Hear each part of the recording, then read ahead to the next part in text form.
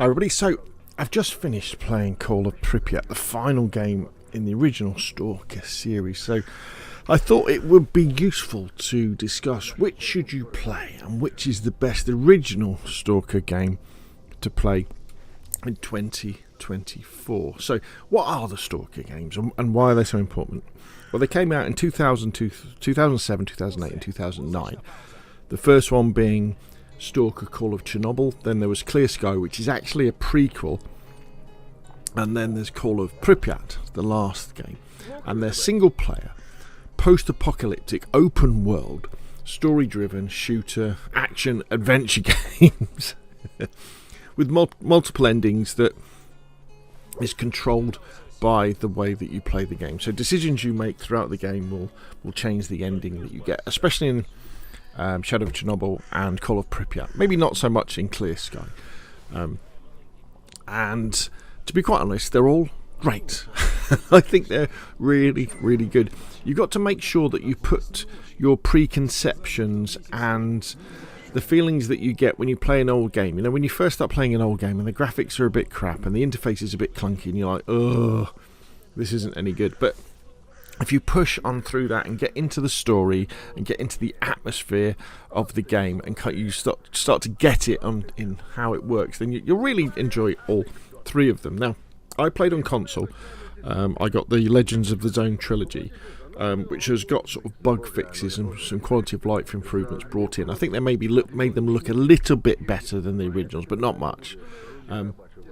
If you're playing on PC and you're playing Shadow of Chernobyl or Clear Sky, you're probably going to want the Zone Reclamation mod, or the Zone Reclamation Project mod, I think it's called, for Shadow of Chernobyl, and the Sky Reclamation mod, or the Sky Reclamation Project mod for Clear Sky, because they will solve and fix some of the more common bugs. But as far as I understand, Call of Prypiat is pretty much major bug free on PC as well. Now, the basic story of all of them is just like in our timeline in 1986. There was the nuclear accident at Chernobyl, and the exclusion zone was created around this big area in Ukraine, or the former Soviet Socialist Republic. And then in the world of Stalker, what happened was these secret experiments were being done in the zone because the scientists could be out of sight, out of mind. And this led to another explosion. And really the expansion and the creation of this strange zone where you have mutant animals, you have monsters, you have anomalies. And anomalies are localized areas of high gravity or fire or radiation where artifacts are created. And these artifacts could be something, imagine like a crystal that you pick up. And this crystal then gives you protection against radiation. Or maybe it makes you stronger, or maybe it makes you heal faster, that sort of thing. And the fact that these artifacts are kind of are created in the zone means that people were attracted to the zone to find their fame and fortune, to find these artifacts and then trade them. And that's what a stalker is. A stalker is a person in the zone. Maybe they've come from outside and they've sneaked into the zone past the army, or maybe they were survivors left over there, or maybe they were ex-army or something like that. And they've taken up this idea. And so that's kind of what's going on in the zone. The centre of the zone nobody really can get to.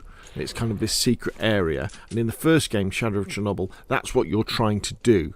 One of the things you're trying to do. You're trying to get to the centre of the zone to find out what's happening. And you're playing a stalker.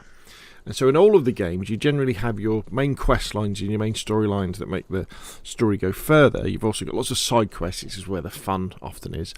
And you can also wander around just exploring the open world, but also finding artifacts and selling them or using them. And that's the stalker bit. So in Shadow of Chernobyl, you are a stalker. In Clear Sky, the prologue, you're actually playing a mercenary who's working for some scientists to figure out what's going on in the zone. And in the last one, Call of Prypiat, you're playing a soldier who's going undercover as a stalker to try and find out what happened to these helicopters that crashed when they were flying into the zone after the events of the first game. And they've crashed, and you've got to go and find out, well, what's happened to them, what's happened to the soldiers, that sort of thing. And they're all really interesting. Now remember, these are old games. They're incredibly hard. The UI is a bit clunky. The graphics can be in their day they were seen as groundbreaking graphics. Now they're seen as old-fashioned graphics.